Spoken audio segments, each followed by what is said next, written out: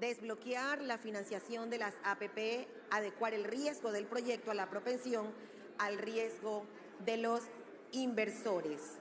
Con este tema hemos llegado a nuestra cuarta sesión plenaria del evento.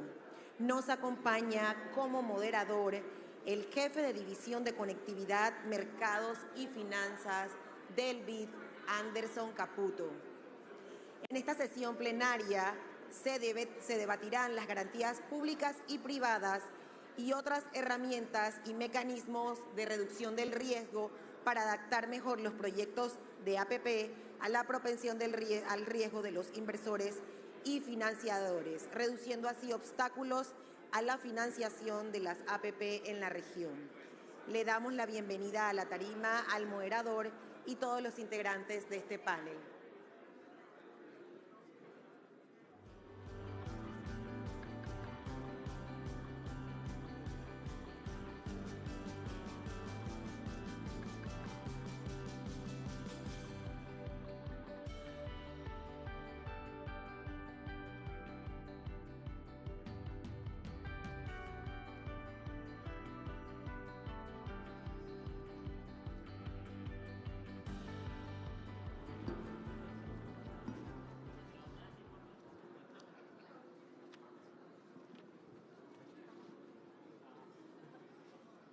Ya. Buenos días a todos. Welcome to this session, the plenary session on unlocking financing for PPPs, matching project risk with investors' risk appetite. No? I wanted to just make a very brief context of what we're going to be discussing as an introduction, and then also introduce you to the panel, because we're going to have very different perspectives. We are very lucky with the speakers we have here today. No? But as context, I'm going to start with something we all know. No? We know that there are barriers preventing emerging markets and developing economies from attracting substantial global savings that could be directed toward infrastructure projects. No? There are several studies. There is also the practice of every day that we know several of these barriers, what they are. No? That includes information asymmetries, like lack of predictable and significant pipelines. Sometimes we always say like it's a matter of pipelines, it's not the capital, no? Having the bankable projects, right? Lack of credit worthiness and political regulatory uncertainty. No? Additionally, there is also a limited supply of financial instruments that can align projects' risk-return profiles, and that will be a key topic that we have here, how to align risk-return profiles, making them attractive then to the private investors to come. No? However, there are various useful instruments that can help bridge the gap between perceived risk and actual risk, and we are going to be discussing some of them, getting the experience of those, which ones are more effective. And then what is also important in the context of this meeting here, where we have multilateral banks and we have several public development banks, now is really to know that we have a significant role by offering financial instruments and financing schemes to enhance the viability of these projects and let the capital flow. No? It's all like in this context that I'm just telling that it's essential to encourage then the dialogue like that here is an example among stakeholders and strengthen the coordination between public and private sectors for financial solutions to be effective. No? In this session then, we are going to be exploring exactly that. No? The challenges to mobilize private capital, especially looking at the social angle in PPPs, no? and like what could be done, what's more effective, what are the problems. And then, as I mentioned, we have a brilliant panel here, now, and starting here with Elizabeth Robert, sorry for my pronunciation, is the chief of the Infrastructure and Energy Division at IDB Invest. She has structured and participated in financing infrastructure projects in the private sector, including long-term and subordinated loans, bridge loans, local currency products, and guarantees for energy projects in Latin America and the Caribbean. No? Thank you very much, Elizabeth, for joining us. No? Gaela Guerin Flores, which we are just speaking, we come from the same university. We had experiences before, is a partner from Allen Overy, a leading provider of legal advice on infrastructure and specifically PPP-related infrastructure matters. Gaela draws on decades of focused experience representing both multinational corporations and sovereign states in international commercial and investment arbitrations. No, so Gaela is that person that is there to help avoid you getting into trouble. And then if you get into trouble, like what is the most efficient way of getting away of it? No? So she's a Juris Doctor from Georgetown University Law Center and has a bachelor degrees in political science from the University of Illinois Urbana-Champaign. Thank you very much, Gaela, for participating in the panel. And then Ismael Villanueva Zuniga, currently head of emissions and international relations unit at NAFIN, the Nacional Financiera, Mexico. Ismael Villanueva has an impressive CV as well, a PhD in administrative sciences from Institute of University Studies, has 2 master's degrees, one in business administration from the Latin American University and another in administration from the University of Texas, and has a degree in accounting from the National Autonomous University of Mexico. Thank you very much, Ismael, for participating in this panel. So you see that I was not lying. It's an impressive panel we have here with very different perspectives. No? And we will engage in a dialogue about overcoming the financial obstacles for PPPs, which is essential to ensure the success of any project that we are talking here about PPPs and several projects. Through this panel, we aim to understand how project risks can be aligned with investors' risks, appetite to maximize their impact. So I'm going to start with Elizabeth. No? In the context of the infrastructure challenges in Latin America and the Caribbean, could you elaborate what you consider to be the most effective financial incentives for driving the development of PPPs in infrastructure and social projects? Over to you, Elizabeth. Thank you. Thank you, Anderson. Thank you so much. It's a pleasure to be here today. This is a good question. I think we've seen a variety of incentives used successfully.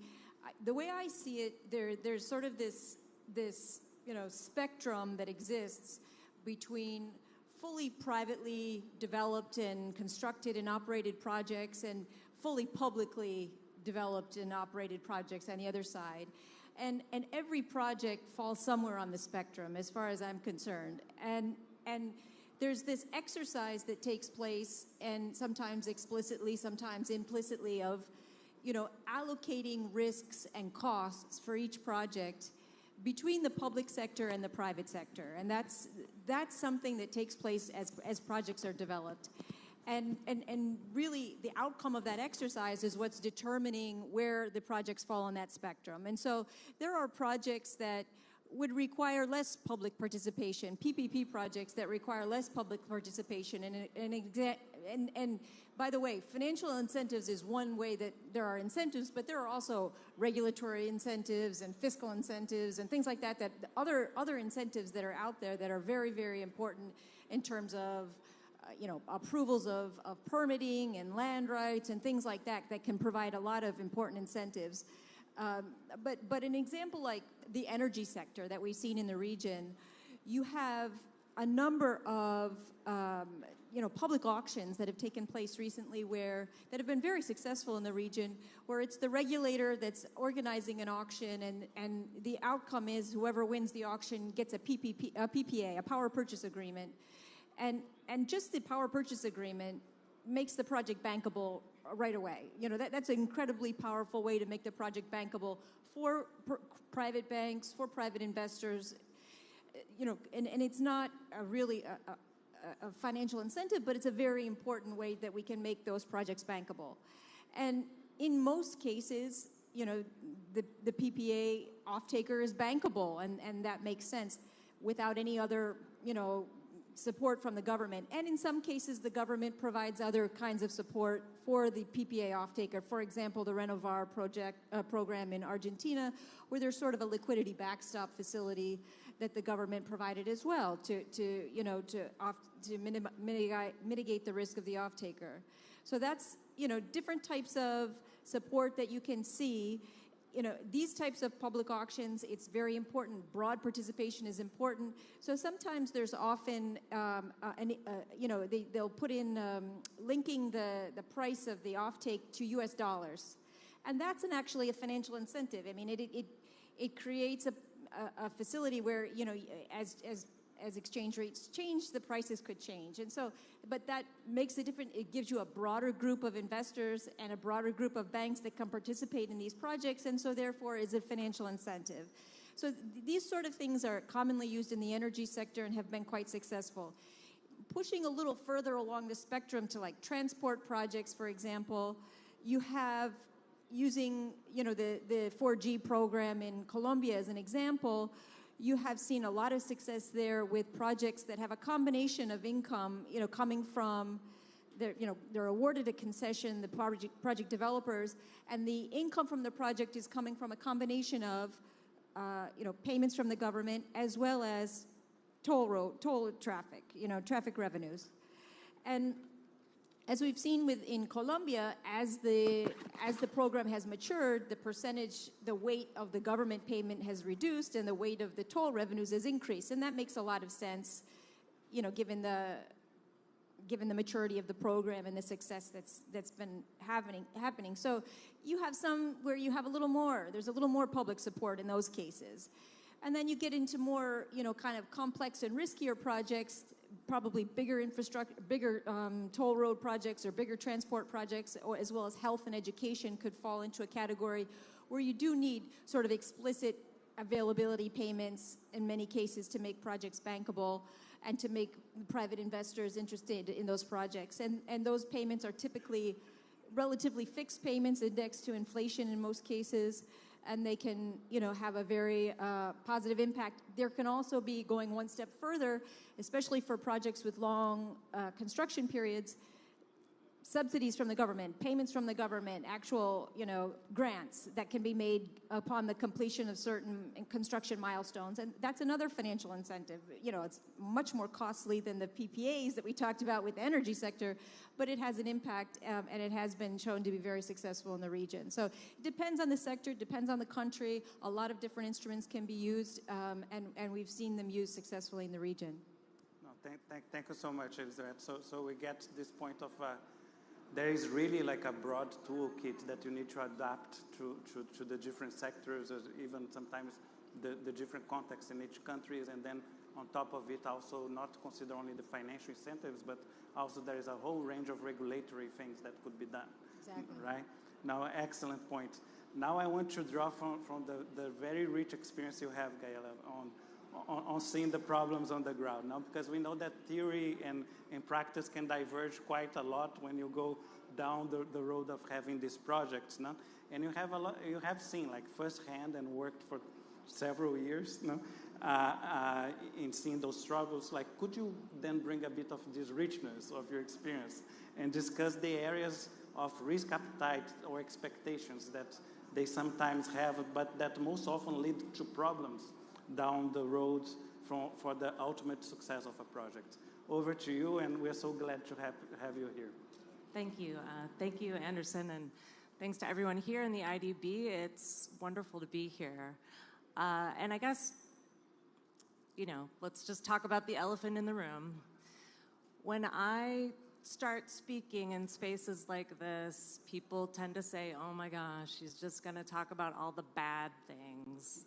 She's going to talk about what happens when things go wrong, when people sue each other. She's talking about disputes. This is not fun.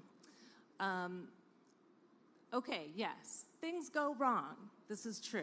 And I do step in a lot when things go wrong in projects, when people get in fights, when people get into disputes. But I guess one thing that I'm here to say is that that's not inevitable. Many disputes are absolutely preventable. And there is a common theme in a lot of investment disputes, in a lot of disputes involving PPP projects, and that is risk.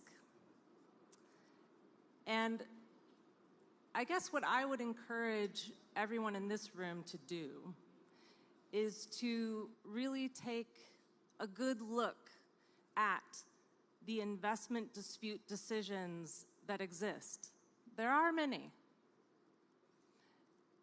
And educate yourself on what are the types of risk assumptions and expectations that investors made going into a project that tended to lead to a dispute later. And maybe those risk assumptions led to not a great result for the investor in the dispute. Those sorts of disputes, those sorts of assumptions and expectations are correctable and preventable.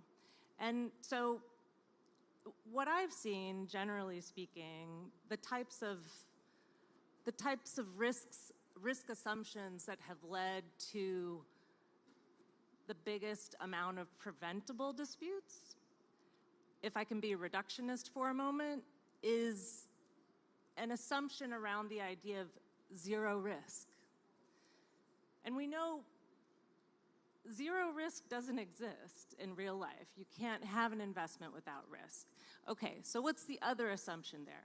The other assumption there is that I see a lot, is that the state should take on all of the risk, or certain risks that the way international investment law today exists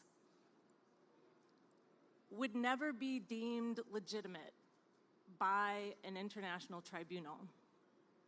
So, what am I talking about? What sorts of risks might an investor think are okay to place on the state or fully on the state, but that actually might lead to a dispute, and it might actually lead to the investor losing that dispute? The type of risks I'm talking about here are usually ESG-related risks. And I'm sure everybody's heard the term ESG these days. And as a general matter, in these investment disputes, ESG kind of boils down to regulatory changes or issues or events circling around environmental protections, labor protections, public health protections. So, those are the sorts of risks that when you're starting to enter into a PPP project, and as an investor, I absolutely understand you're trying to reduce your risks, but you need to keep an eye out for maybe a tendency or a desire to allocate all of those risks to the state. And I'll save why for for a little bit later in the panel, because those sorts of assumptions can lead investors into troubled waters.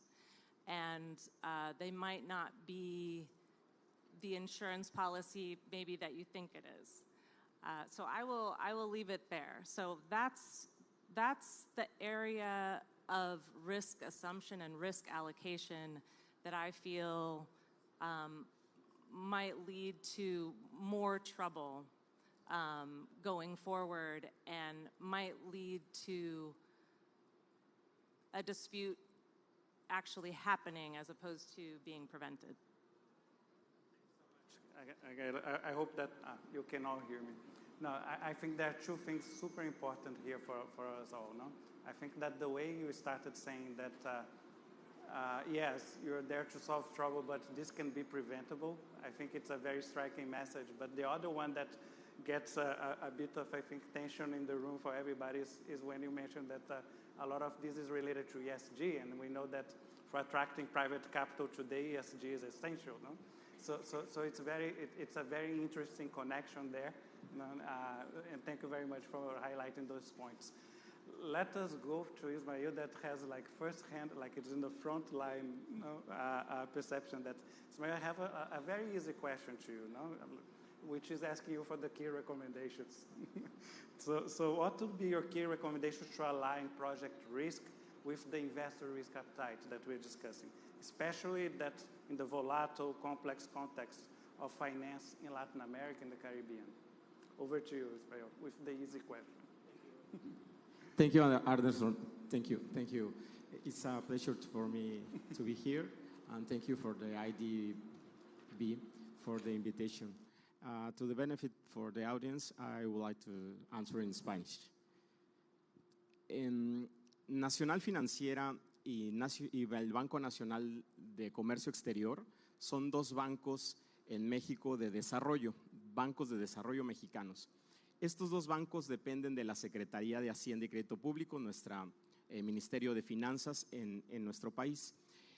Actualmente se realizaron diferentes actividades en estos dos bancos de desarrollo con la finalidad precisamente de identificar estos riesgos y su participación en el mercado de las asociaciones público-privadas. Concretamente, Nacional Financiera lo que realizó fue una identificación primero del posicionamiento de sus rentabilidades. Normalmente Nacional Financiera tenía dos tipos de rentabilidades, la mínima y la objetivo. Precisamente para alinear esos riesgos del inversionista versus los riesgos del proyecto, lo que primero se hizo fue generar una tercera rentabilidad para ubicarla en un concepto de recuperación y de conformidad con las prioridades del gobierno mexicano, identificar en dónde poder invertir. Hace muchos años ya México ha participado en el concepto de APPs a través de los conceptos de carreteras, por ejemplo, en donde se ha invertido una gran participación del gobierno, del sector público en esta actividad.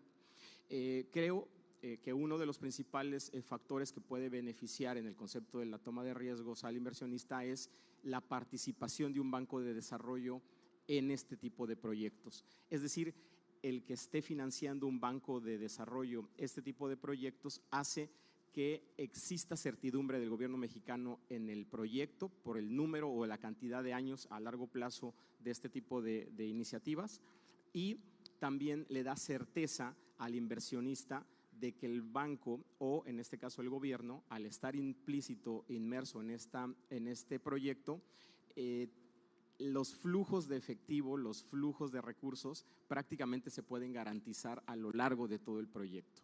Entonces, digamos, son dos de las actividades principales. Una, la actividad de estar analizando el proyecto desde la banca de desarrollo, la participación del banco de desarrollo en el proyecto, y hay otra serie de elementos que también realizamos en Nacional Financiera, que es el concepto de garantías y el concepto de contragarantías, que prácticamente con recursos de capital del banco, es decir, no son recursos subsidiados de manera específica por el sector público, sino con recursos de capital del propio banco, apoya con garantías y con contragarantías a proyectos específicos que pudieran también derivar en un menor riesgo, y eso hacer que evidentemente la rentabilidad de recuperación se vuelva atractiva porque ya no hay un costo financiero directo al inversionista. Entendemos que el inversionista, pues principalmente su objetivo está basado en la rentabilidad del proyecto, y el gobierno con esto hace que esa rentabilidad, digamos, se adecúe a las necesidades del inversionista, el banco pueda también tener una recuperación de sus costos, y evidentemente el inversionista, a través de claramente un programa de trabajo con un cronograma, con actividades y con plazos diversos a largo plazo y con flujos de efectivo fijos y seguros, puede evidentemente estar garantizando junto con el gobierno este tipo de actividades. Principalmente lo que hoy en Nacional Financiera tiene como estrategias es sí participar, digamos, en diferentes proyectos prioritarios que identifica el gobierno federal, pero también, digamos, incentivar la creación de proveeduría en diferentes actividades a través de las micro, pequeñas y medianas empresas, y también participar en, digamos, la generación de mercados con la incorporación de la inclusión financiera en este tipo de empresas. Entonces, estas tres estrategias de Nacional Financiera vinculadas con el concepto de APPs y con la modificación de la rentabilidad de objetivo a mínima y de mínima a de recuperación, creemos que el inversionista se puede sentir muy cómodo en la participación. Claro, el gobierno mexicano siempre ha buscado que este tipo de participaciones traigan un beneficio directo a la comunidad, a la sociedad, generando evidentemente bienestar, ya sea en un concepto de inclusión financiera o de infraestructura para este tipo de comunidades en nuestro país. Por ahí me iría en la respuesta. No, muchísimas gracias. Then there is really a holistic type of areas that you can then be entering, you know, from the preparation of the projects to the de-risking, etc. But that's a very good segue to the second round of discussions that we are going to do, and I'm going to return to Elizabeth exactly now, going from the perspective of multilateral development banks, you know, and then tying really well, you know, to what we just heard. How multilateral development banks then from that end can effectively help close these financing gaps, you know, for public-private partnerships in emerging markets and development economies. What is there in the toolkit, and then that could be complementing the role of public development banks as well? Sure. No, I think one of the things that we can do, I mean, an IDB group is a good example of this, is bring people together, make these connections. We have our public sector side and our private sector side that work very closely together, and that we have the ability to, you know, see in the private sector, you know, a demand for something and a regulatory failure, and then on the public sector side, actually work with the government to try to resolve that. So that's, I think, an important role. Just that bringing, and this conference is an example of how we're able to bring entities together, you know, from the public and the private sectors to help resolve these issues and talk about these challenges. So that's certainly important, just that positioning. But I also think that one of the main roles that we have, and it also, I think, keys off of a lot of what Gaelo was saying, is reducing uncertainty, you know, because investors don't like uncertainty. We certainly can't close the financing gap on our own balance sheet. We just don't have that. You know, it's massive amounts here. So you have to be able to mobilize private investment. And there's not a real affinity for uncertainty. And so we do that, I think, by helping to create the, you know, predictable regulatory environments, stable regulatory environments that investors can feel comfortable with, which is largely done on our public sector side, and by Gaston and his team, the creation of this upstream work and the projects that are being developed with governments to try to put in place these frameworks and create these projects that investors will find appealing. In addition, I think that talking about the ESG risks and everything, you know, we have a real role in terms of the standards that we set in these markets for the development of these projects. We have, you know, a lot of the time our clients are a little overwhelmed sometimes working with us because we do have a lot of requirements. We do have very high standards. We're looking very deeply at projects in their environmental and social impact, their governance, you know, corporate governance. We're looking at legal impact, everything related to the project. And when there are gaps between our requirements and what the project has, you know, the project's characteristics, we help fill those gaps. We help bring the projects up to higher standards. And since these risks, you know, these non-financial risks can become financial risks very quickly, we're reducing the uncertainty of the project just by you know, using the high standards that we have. And, you know, so very important as well that we're doing that. And then I think we also, you know, can channel more, as we've talked about, of the concessionary resources, blended finance resources that help to take risk. I mean, we explicitly take risk with our own balance sheet by offering longer tenors, by offering subordinated debt, equity, by looking at, you know, new technologies and things like that. But there are really pushing the boundaries. We are able to use the blended finance for that. And so I just think building that capacity and our risk appetite as well is important in terms of our ability to help bridge that gap. I'm glad you mentioned about blended finance, because this is a topic I'll come back with Ismael and talk about that. And also, I'm very glad that you mentioned the ESG standards, as a role that MDBs can help, because that goes directly to the point we discussed before with Gaela. And back to you, Gaela, I wanted to ask a question on one point, and especially for the government officials that are here, that are all the time asked to reduce risk, right? Like there is always this demand on how much risk could be transferred to the public sector. So the question is this: in this context of investment in projects, it's argued that the public sector should play this catalytic role by partially, and then of course, many times they're asking for totally assuming the different types of risks that discourage the private investors, retaining then the minimum risks necessary to attract private financing and at the same time maintain the financial viability of projects. So what's your view on that? Like, what are the main benefits and challenges of promoting private investments in projects that are public interest? Over to you, Gail. Thank you, Anderson.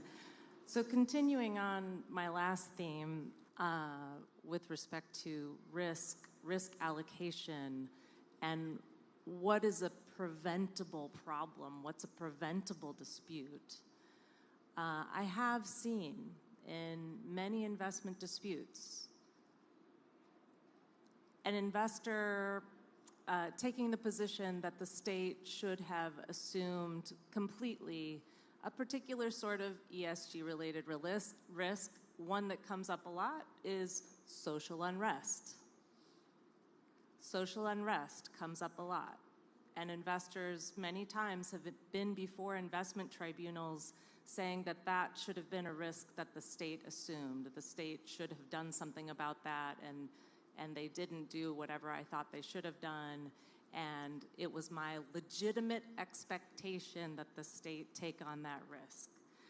That's one form of this risk assumption, or this one form that this risk assumption manifests. Another way in which this risk assumption I've seen manifest is the investor goes into the project expecting the state to freeze its environmental regulatory regime. That's another problematic area of risk allocation and risk assumption. And I'll tell you why in just a second. Or even the investor expects or assumes that the state will absolutely guarantee the results of the permitting process when they haven't gone through the permitting process yet, which would essentially involve going around the environmental regulatory regime. That's another type of risk allocation or risk assumption that will generally lead to big problems in investment disputes. Problems for the investor.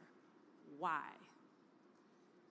Because it may be that about 20 or 30 years ago, these sorts of risk allocations were acceptable in international investment law and the international investment regime that we have. But that is no longer the case. There are now a great number of investment treaties that specify, and if you want, you can refer to the trade promotion agreement between the US and Panama, that have specific clauses that say, specifically, that the state may not derogate from its environmental or public welfare regulatory regime in order to attract investment. It says that. Also, there is a growing amount of jurisprudence in the world on the concept of ESG issues. And I would encourage everyone to look up the Shell decision that came out of the Netherlands court a few years ago. Also, the ESG supply chain due diligence law that the European Parliament just approved on June 1st, just last month. these decisions, those provisions of investment treaties, that law that the European Parliament just approved, is a new wave, or a newish wave, of thinking about allocation of risk and responsibility with respect to ESG principles and concepts. Therefore, if an investor goes into a project and, let's say, asks the state or the public sector to completely freeze the environmental regulatory regime, as a hypothetical, and let's say something goes wrong, and let's say that goes to a dispute, and the investor goes before the International Investment Tribunal and says, no, but the state was supposed to freeze the environmental regulatory regime for me, for my project. Do you know what the investment tribunal is going to say? They're going to say, no. We reject that argument. That is not a legitimate argument. That is not a legitimate expectation. So that's what I think is important for people, for investors, for the investment community to understand, particularly in the ESG realm, and particularly in PPP projects.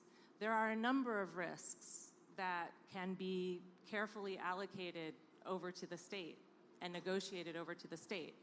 But I think people need to be very aware of the fact that there are certain risks that now, if you want to prevent a dispute, there are certain risks that cannot be allocated to the state. Gaela, thanks so much for being so specific and providing an example. And again, coming back to ESG as in the center, no? And I totally see this point that ESG, as we all know also, like it's such a dynamic topic, no? That you gave the example, no, of new regulations just coming up and the risks of trying to freeze that, no? And so it's another topic that ESG comes back over and over again, and it's such a trend, no?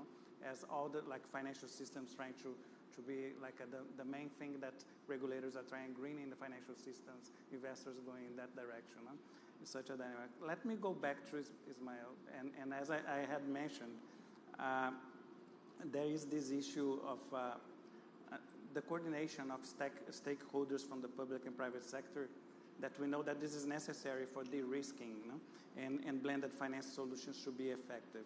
So how do you believe, Ismael, that coordination and value creation focus between public and private sectors can be improved to ensure the success of de-risking blended finance solutions and the achievement of the Sustainable Development Goals? Thank you for your question, Anderson. Bueno, esto lo podemos platicar desde el punto de vista de Nacional Financiera y de Banco Mext. En estos dos bancos de desarrollo lo que hoy han realizado primero es una identificación clara de los productos que tienen hoy en día en su catálogo de productos y servicios financieros. Esos productos financieros los alineamos primero a los ODS. Y cada uno de esos productos financieros alineados a los ODS han identificado una serie de oportunidades en los bancos. Establecimos como tal una estrategia sostenible que nos ha llevado precisamente a identificar algunas métricas y algunos indicadores que pudieran ser beneficiosos o benéficos para las micro, pequeñas empresas o para aquellas empresas que están vinculadas con el comercio exterior. Primero lo que podría señalar es este concepto de rentabilidad, de recuperación, está vinculada sí con uno de los proyectos y programas prioritarios del gobierno federal, en donde solamente y de conformidad con el interés que tenga en el proyecto y en la comunidad, poder vincular esa rentabilidad de recuperación. Y esa rentabilidad de recuperación se va a obtener siempre y cuando se obtengan o se genere del capital del banco, es decir, sin subsidio, y con un concepto de recursos a bajo costo. ¿Y cómo obtenemos estos recursos a bajo costo? Estos recursos a bajo costo, una de las alternativas que hemos identificado es generar emisiones de bonos temáticos sociales y ambientales o sustentables. Y esto sí nos ha permitido en Nacional Financiera y en Banco Mex obtener recursos a esos bajos costos que pudiéramos trasladar al beneficiario final, en este caso la empresa que realiza comercio exterior o la empresa micro y pequeña que está fortaleciendo la proveeduría de esas grandes empresas. A través de este concepto de estrategia sostenible hemos vinculado ya la emisión de bonos temáticos con cada una de las métricas e indicadores específicos de los productos y servicios financieros que genera el banco con el cliente final, que es cómo hacemos también que ese cliente final se sume a la cadena sostenible para que él participe efectivamente en cada una de estas grandes empresas y en esas cadenas de valor. Vinculo también este concepto de la respuesta porque ahí identificamos que estos financiamientos pudieran ser a bajos precios, a bajos costos y como tal la empresa también pudiera ser beneficiada porque hoy en día esta tercera estrategia que tenemos en el banco, les hablé primero de la inclusión financiera, les hablé en segundo lugar de los proyectos y programas prioritarios del gobierno federal, pero este concepto de la tercera estrategia que tienen los bancos es precisamente apoyar a través del Tratado de Comercio México, Estados Unidos y Canadá, al que tenemos acceso nosotros en nuestro país, poder llegar a ese mercado en Estados Unidos que es el mayor comprador o importador de productos y servicios. ¿Cómo hacemos o cómo llegamos a ese mercado, digamos, de Estados Unidos? Es a través de ese Tratado de Libre Comercio y en el concepto de la relocalización de empresas. Entonces, este otro tema que traemos como una estrategia en los bancos hace precisamente que al abrir las oportunidades o al abrir el mercado a estas empresas que quieran relocalizarse en nuestro país, hay una serie de beneficios y de ventajas que también podemos ofrecer desde el Banco de Desarrollo. Originalmente decíamos, la participación del proyecto APP da certeza si es que el Banco de Desarrollo está ahí. También si el Banco de Desarrollo está presente en un concepto de sindicato de bancos, es decir, participo con los bancos comerciales, yo como Banco de Desarrollo también en estos proyectos de financiamiento importantes del gobierno federal a través de la relocalización de empresas y jalo a toda la proveeduría, voy a tener una mayor dinamismo, una mayor economía y eso automáticamente nos va a beneficiar en tener costos a mejores y a más baratos precios, ¿no? Entonces, ahí está, digamos, el posicionamiento del Banco de Desarrollo Mexicano tratando de beneficiar con la vinculación de los ODS, con la vinculación de estrategias sostenibles, con la vinculación, digamos, de métricas y de indicadores específicos que beneficien el concepto de ASG en esta dinámica. Y más aún, en este estudio que hicimos del nearshoring o a través de la relocalización de empresas, hemos identificado que hay una serie de productos, concretamente hay 40 productos y servicios que está demandando el mercado norteamericano en 17 sectores, en donde si analizamos en América Latina, digamos, y el Caribe, cuál es la participación que tienen todos nuestros países en ese mercado, prácticamente asciende solamente al 20% de las actividades y productos y servicios que está demandando Estados Unidos. Es decir, hay una posible, una oportunidad manifiesta de poder incrementar el número de participación que tenemos en ese mercado de Estados Unidos. ¿Y cómo vamos a hacer esa participación o ese incremento de productividad o ese incremento de capacidad instalada o incluso de explorar nuevos sectores o nuevos productos? Pues a través de este acceso a financiamiento que los bancos de desarrollo están realizando. ¿Con qué? Con el beneficio de los bonos temáticos a través de esta obtención de mejores recursos a mejores precios. Entonces ahí identificamos prácticamente esta cadena. Claramente vemos una oportunidad para toda América Latina y el Caribe de poderse subir a esta alineación en el concepto de la relocalización para aumentar nuestras capacidades y el Banco de Desarrollo, en este caso mexicano, o los bancos de desarrollo a nivel de Latinoamérica podían claramente identificar estos niveles de oportunidad que a su vez le permitan a esa empresa subirse a esa cadena de valor de suministros en todos los productos y servicios que en este ejemplo les quise mostrar. Por ahí el Banco Nacional de Comercio Exterior ha caminado, por ahí camina Nacional Financiera a nivel, digamos, de nuestro país, con la finalidad precisamente de identificar todas estas actividades en beneficio de la micro y pequeña mediana empresa y evidentemente de la participación del inversionista en el concepto de las asociaciones público-privadas.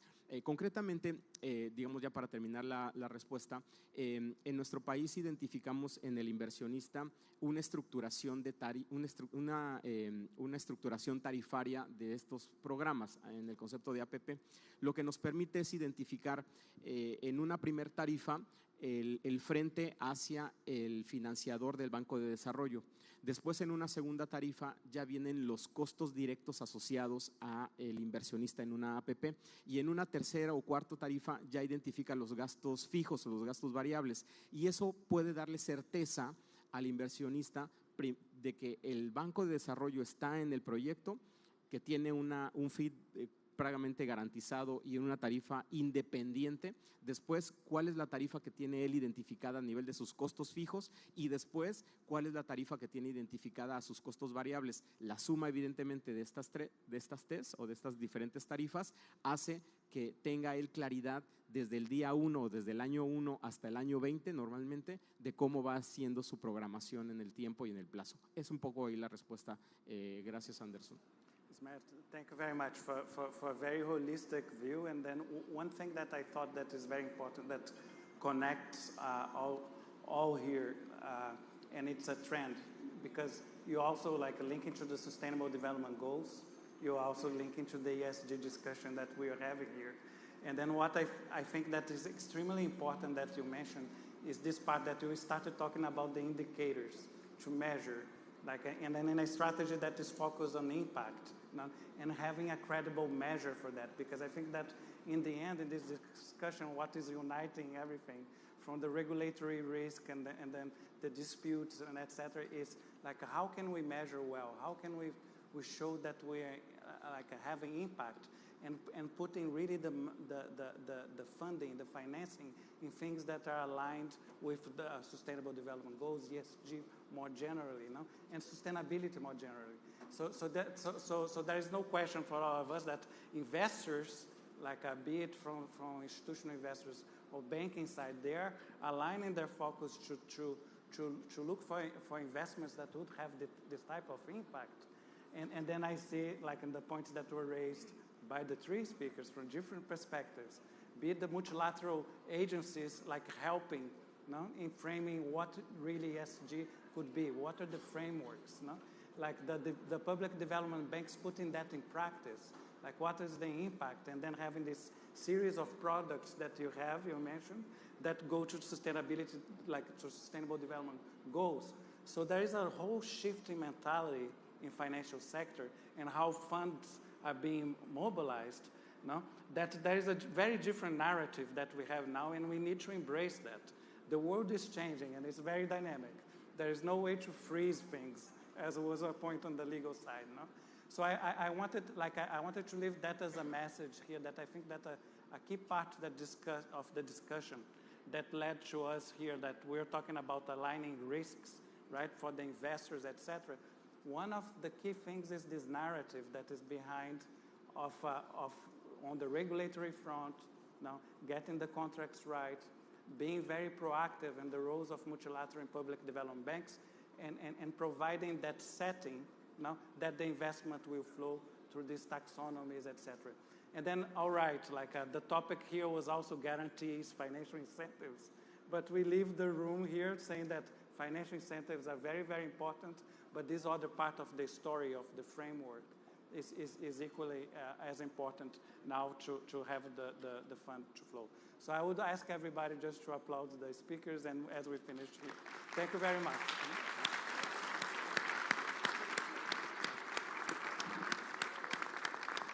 And I would like to, I don't know if I would like to invite you to stay connected for Plenary 5, Impact Mobilization Beyond Traditional Financing, in which will consider the needs of Latin America and the Caribbean to develop projects to deliver creative and agile solutions that generate impact in the region. Thank you all.